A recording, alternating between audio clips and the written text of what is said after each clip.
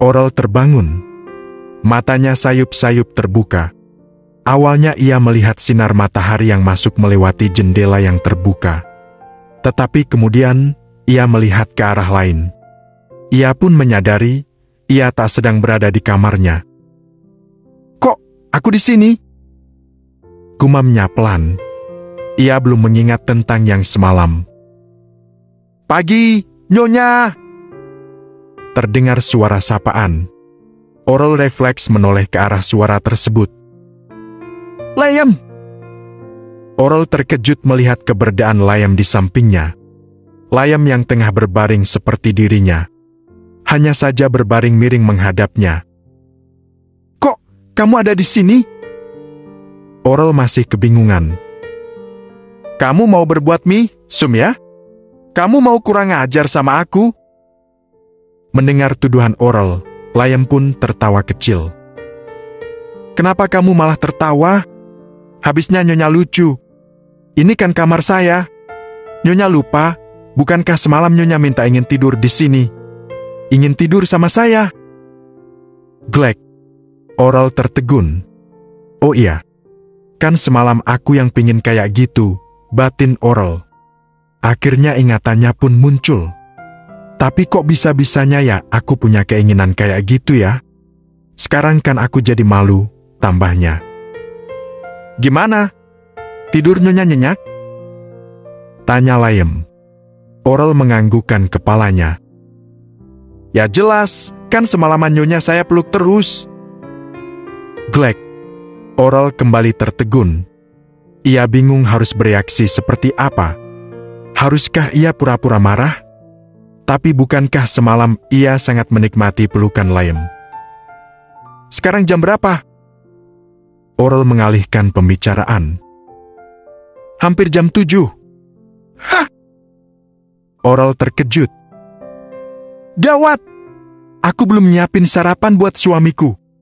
Nanti kalau dia pulang dan belum ada sarapan di meja, kasihan dia." Oral cepat-cepat terduduk. Hampir turun dari tempat tidur. "Tenang, Nyonya. Saya udah buatin, kok." "Hah? Kamu serius?" "Iya." "Kapan?" "Tadi." "Jadi Nyonya tenang aja. Nanti tinggal bilang ke Pak Haidar kalau masakan itu buatan Nyonya." "Kenapa tadi kamu gak bangunin aku? Malah kamu kerjain sendiri?" "Soalnya saya gak tega, Nyonya." "Gak tega kenapa? Tidur Nyonya pules banget kayak bayi." "Ya udah, saya biarin tidur aja dulu." "Masak sih aku pules banget?" "Iya. Sampai saya ciumin Nyonya. Nyonya gak berasa." "Apa?" Kedua mata Oral langsung membulat. "PHT." Layam tampak menahan tawa. "Bercanda kok, Nyonya. Serius amat." Celetuknya. "Dasar!" Rutuk Oral. "BTW, tuh dilap dulu yang di bawah bibir." Layam menunjuk sesuatu di muka Oral. "Bawah bibir apaan?" "Iler." "Hah?" Oral terkejut. Ia pun cepat-cepat mengelap area permukaan bibir dan sekitarnya. "PHT." Layam lagi-lagi tampak menahan tawa. "Kamu kenapa? Itu juga bercanda, Nyonya? Gak beneran." "Ih, nyebelin banget sih kamu." Oral mencubit pinggang Layam. Layam pun memekik kesakitan.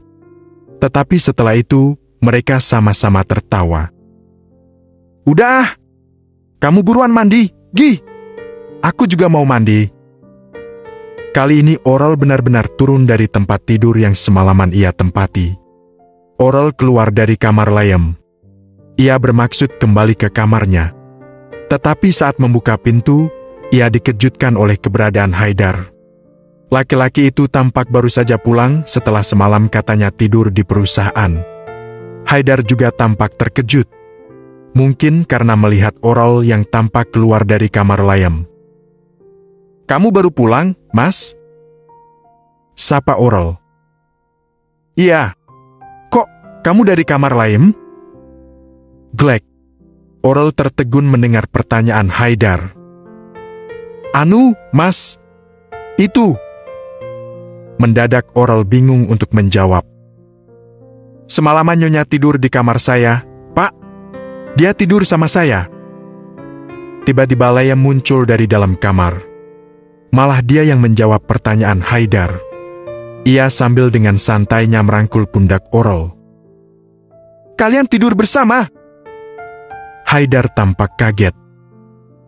Iya, kita semalaman ngelakuin hubungan layaknya suami istri. Kan, kata bapak, kami harus sering-sering berbuat kayak gitu, biar Nyonya bisa cepat hamil. Terang Layem. Perasaan Haidar pun bergemuruh. Tetapi ia paksakan untuk tersenyum. Baguslah. Tuturnya.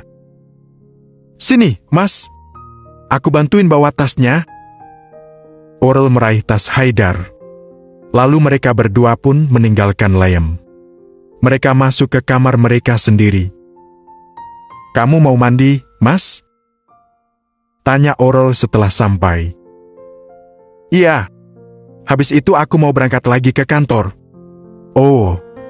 Ya sudah, sana gi mandi. Haidar melepas kemejanya.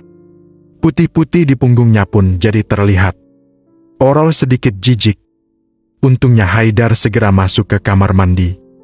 Setelah memastikan bahwa Haidar benar-benar tengah mandi, Oral diam-diam membuka tas kerja sang suami. Ia mencari keberadaan kotak perhiasan yang kemarin ia temukan. Ia mencarinya dengan teliti. Tetapi kotak perhiasan itu sama sekali tak ada. Bukankah perhiasan itu untuk dirinya? Harusnya masih ada di tempat semula. Mendadak pikirin buruk pun bergelayu di dalam kepala Oral. Jangan-jangan ia salah paham. Jangan-jangan kalung emas yang ada di dalam kotak perhiasan adalah untuk orang lain. Aku nggak boleh berpikiran negatif. Aku harus tetap berpikiran positif. Bisa saja kotak perhiasan itu ditinggal Mas Haidar di kantor. Mungkin dia ngasih ke akunya nanti. Gumam Oral. Ia sambil meletakkan tas Haidar di tempat yang seharusnya. Setelah itu, ia melenggang pergi begitu selesai menyiapkan baju ganti untuk Haidar. Haidar, Oral, dan Layem kini berkumpul di ruang makan. Seperti biasa, mereka melakukan sarapan bersama-sama. Semalam tidur kamu gimana, Mas? Nyenyak? Tanya Oral. Ia membuat obrolan di tengah-tengah kegiatan makan mereka. Lumayan. Di sana kamarnya juga nyaman, kok. Oh, baguslah. Kalau kamu? Haidar gantian bertanya. Ia tak memiliki ide obrolan yang lain. Aku... Oral bingung menjawab. Nyonya juga nyenyak kok, Pak. Semalaman, dia tidur di pelukan saya. Malah Layem yang menjawabnya. Seperti tadi, perasaan Haidar langsung bergemuruh.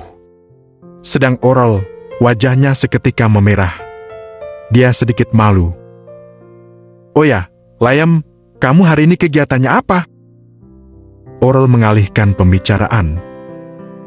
Gak ada kegiatan, Nyonya. Kamu gak berangkat ke sekolah? Enggak. Ini udah libur. Tinggal menunggu hari-hari perpisahan. Oh, kalau gitu kita jalan-jalan aja, yuk. Ajak Oral. Kemana? Kemana aja? Aku bosan di rumah terus. Baik, Nyo. Layem hampir mengiyakan ajakan Oral. Tetapi tiba-tiba, Layem mau aku suruh supirin aku. Haidar berkata demikian. Kok tumben, Mas? Emang Pak Jatmiko kemana? Oral pun heran. Dia hari ini libur. Haidar berbohong. Sebetulnya ia menyuruh Layem karena ia tak mau mereka berdua pergi bersama. Oh ya udah kalau gitu. Oral sebetulnya kecewa, tapi mau bagaimana lagi? Kamu bersedia kan, Layem? Tanya Haidar ke arah Layem. Iya, Pak. Layem terpaksa mengiyakan. Makanmu sudah selesai? Layem buru-buru meneguk minumannya. Sudah, Pak. Ucapnya kemudian. Kalau begitu, ayo kita berangkat sekarang. Ajak Haidar. Ia sambil beranjak dari posisi duduknya. Iya, Pak. Layem ikut berdiri. Rel, aku berangkat dulu ya. Pamit Haidar kepada Orel.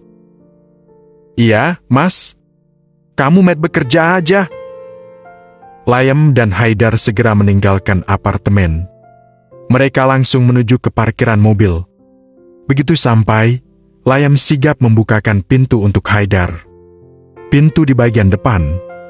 Karena biasanya jika hanya berdua saja, Haidar duduk di kursi tersebut.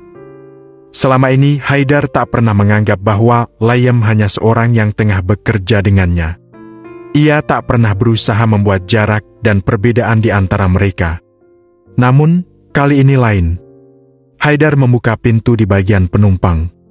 Ia tak mengindahkan apa yang sudah dilakukan Layem. Kini, ia memperlakukan Layem layaknya seorang supir sungguhan. Layem awalnya tertegun. Tetapi kemudian ia mengabaikannya.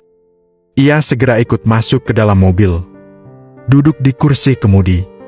Setelah siap, ia segera melajukannya. Di sepanjang perjalanan, Haidar begitu sibuk dengan laptopnya.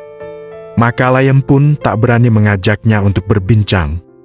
Walau kemudian, Layem. Akhirnya Haidar memanggilnya. Ya, Pak. Layem sekilas menengok ke belakang. Apakah kamu mulai menyukai istriku? Glek. Layem tertegun, tiba-tiba Haidar bertanya seperti itu. Dan Layem belum menanggapi apa-apa. Kamu ingat perjanjian kita, kan? Kau tak boleh memiliki perasaan terhadap istriku. Kau hanya boleh berhubungan badan dengannya, tak lebih. Dan jika kau melanggarnya, kau sudah tahu konsekuensinya, bukan? Kau harus mengembalikan beberapa kali lipat uang yang sudah kuberikan padamu. Iya, Pak. Saya tahu. Ucap Layem. Ia pura-pura takut dengan ancaman Haidar. Walau sebetulnya ia begitu menyepelekannya. Karena bukankah jika ia mau, jangankan mengembalikan uang Haidar. Bahkan ia pun dapat merebut apa yang sudah dimiliki Haidar saat ini. Tetapi Layem belum berniat melakukannya. Ia masih ingin menikmati permainannya. Siang harinya, Orel memarkirkan mobilnya di depan apotik milik Ririn. Hari ini dia tak ada kegiatan apa-apa. Ia kesepian di rumah. Maka ia pun mengisi waktunya dengan menemui sahabat satu-satunya tersebut. Karena ia juga ingin bercerita panjang mengenai Haidar. Mengenai kecurigaannya tentang kalung yang ia temukan di dalam tas Haidar. Orel turun dari mobil. Ia masuk ke dalam apotik. Ririn yang tengah melayani pelanggan langsung melihat ke arah Orel. Ia melemparkan senyum dan memberi isyarat agar Orel bisa menungguinya sebentar. Orel mengerti. Ia pun bergegas duduk di sebuah kursi. Benar-benar menunggu sampai Ririn selesai melayani pelanggan. Kurang lebih 15 menitan, Ririn pun selesai. Ia segera keluar dari balik etalase obat. Ia segera berjalan ke arah Orel. Tumben kamu jam segini main ke sini. Sapa Ririn sambil ikut duduk bersama Orel. Aku lagi gabut di rumah. Berondongmu kemana? Lagi disuruh nyupirin Mas Haidar. Lah, emang supir yang biasanya kemana? Lagi cuti katanya. Oh. Ririn mengangguk-anggukkan kepalanya. Aku juga mau curhat sama kamu. Tutur Orel. Curhat apa? Tanya Ririn. Tentang Mas H? Mbak, tolong AC-nya dibesarin dong. Gerah banget. Titah Ririn kepada salah satu karyawannya, memotong ucapan Orel. Sorry. Kepotong.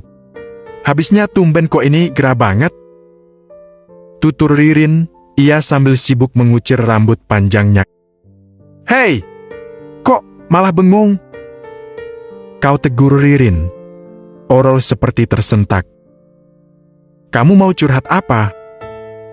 Ririn lagi-lagi mengulangi pertanyaannya. Nggak jadi, Rin. Loh, kok nggak jadi kenapa? Riri heran dengan perubahan sikap Oral. Maaf, aku mau pulang dulu. Oral tiba-tiba beranjak berdiri. Ia benar-benar aneh. Hah? Pulang? Ririn semakin heran. Kok tiba-tiba mau pulang? Aku lagi ada keperluan. Aku harus pulang. Oral melangkah keluar dari apotik. Rel! Tunggu, Rel! Kamu gak apa-apa, kan? Cegah Ririn. Tetapi Oral tak menggubris. Ia tetap pergi begitu saja. Oral masuk ke dalam mobil. Ia duduk terdiam, tetapi dengan tubuh yang bergetar. Ini gak mungkin, kan? Gak mungkin Ririn tega berbuat seperti itu sama aku. Gumam Oral. Kedua matanya tampak berkaca-kaca. Ririn adalah sahabatku. Mana mungkin ia memiliki hubungan dengan Mas Haidar? Mana mungkin mereka sejahat itu? Aku harus memastikannya.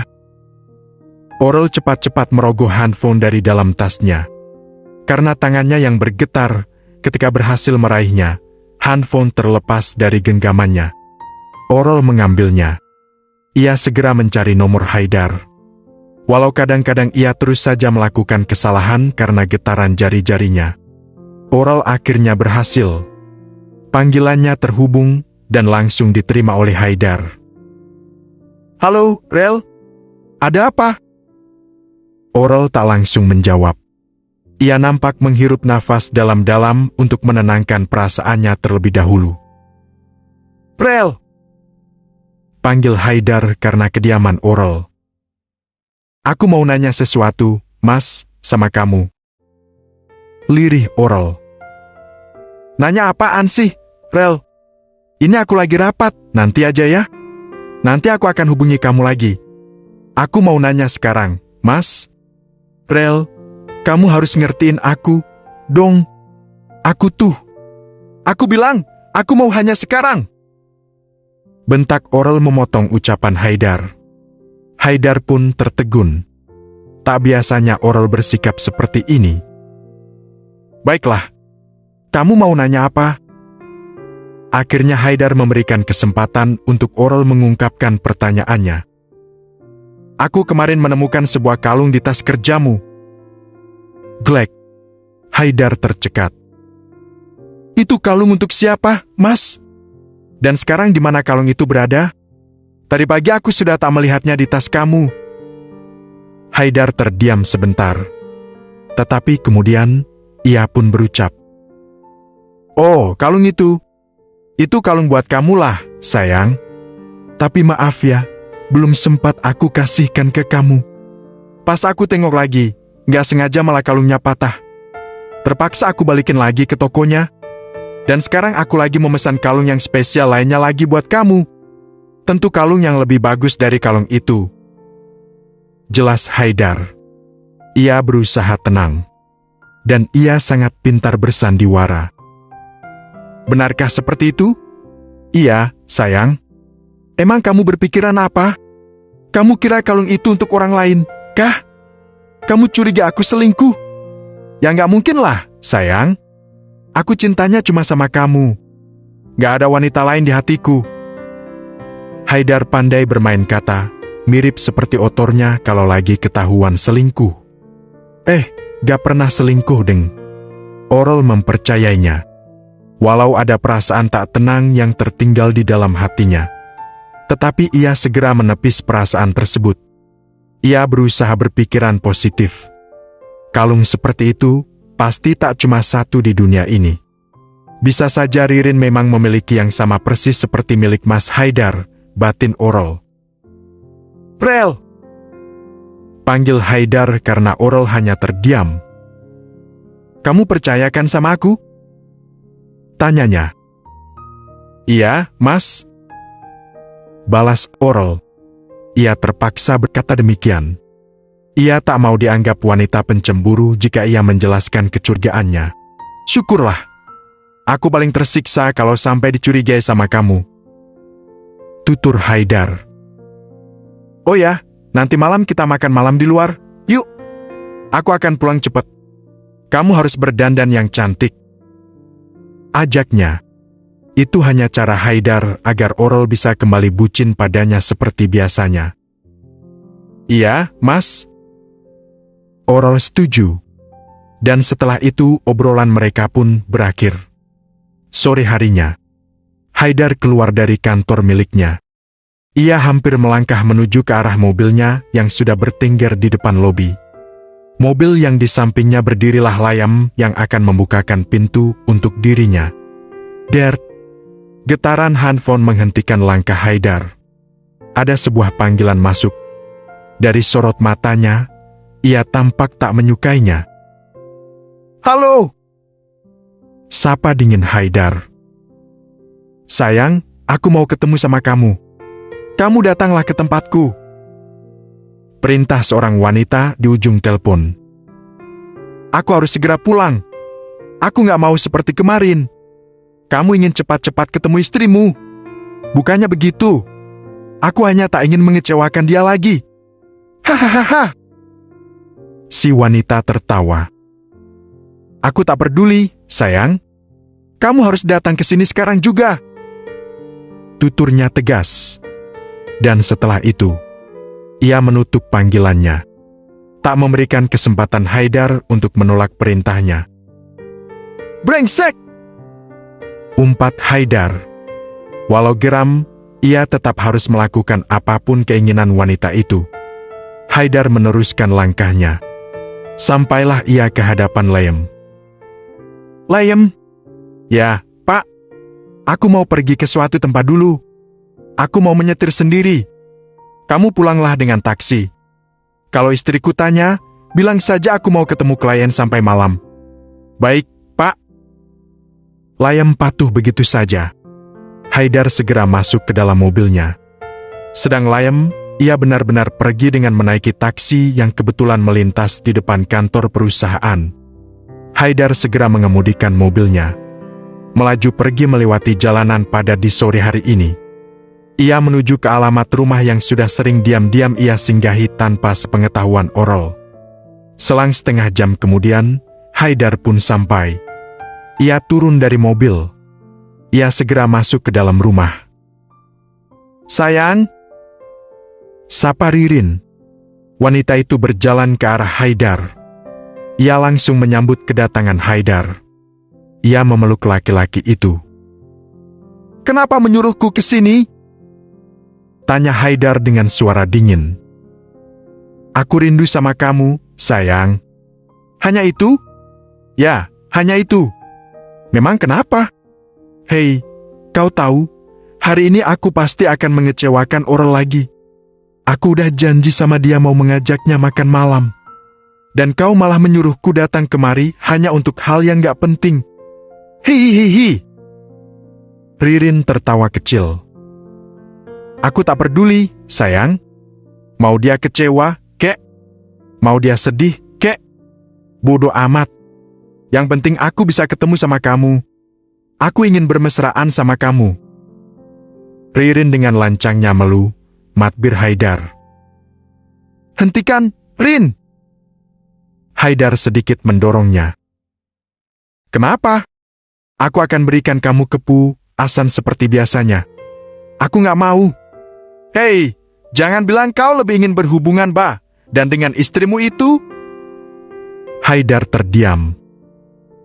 Ingat, sayang, kau tak boleh melakukannya. Kau hanya boleh melakukannya denganku. Ririn kembali menci, Haidar. Dan kali ini tak ada penolakan dari Haidar.